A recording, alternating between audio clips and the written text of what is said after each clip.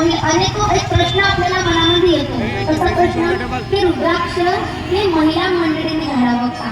तर एका मुलींनाच सांगते, महिला मंडळीने घातलं तरी हरकत नाही, पण त्याचे जर नियम आपल्याला पाळता आले तर आपण ती रुद्राक्ष आपण घालायला पाहिजे.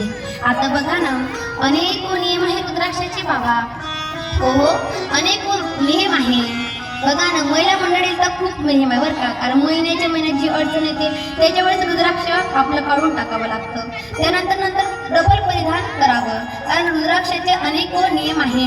पण रुद्राक्षाचे जर आपल्याच्यानं नियम पाळता आले तरच रुद्राक्ष घालावं, नाहीतर नाही घातलं तरी चालेल. कारण आपल्याच्यानं एका रुद्राक्षाचं नियम पाळलं जात नाही. 6 रुद्राक्ष आपण कुठं घालणार बाबा? एका रुद्राक्षाचे काय नियम आहे? हो, आपण जर बाथरूमला गेलो ना, तर बाथरूमला गेल्यानंतर पाणी घ्यावं लागतं. पण काही लोक थंडीच्या टाईमला ते सुद्धा घेत नाही. आपल्याच्यानं एक रुद्राक्षाचं सुद्धा, जे एक मोठी रुद्राक्ष आहे ना, त्याचा सुद्धा नियम आपल्याच्यानं पाळला जात नाही बाबा. म्हणून मी तरी सांगणार की साधा सोपा इलाज म्हणजे काय आहे? पवित्र तुळशीची माळ आहे, घाला. कुठलाच नियम नाही आहे बाबा. रुद्राक्ष घालू नका असं माझं मत नाही बरं का. ज्याच्यानं नियम पाळले जाते ना त्याने रुद्राक्ष जरूर घाला, पण नियम नसतील पाळले जात विनाकारण पाप करून काही फायदा नाही.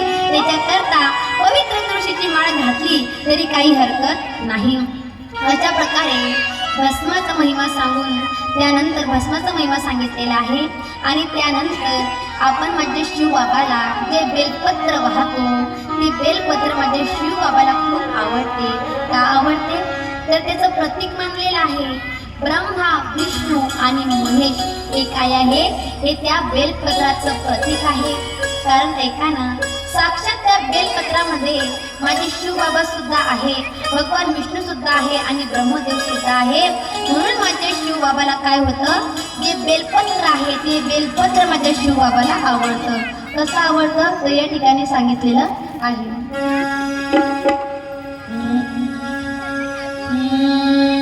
शंकर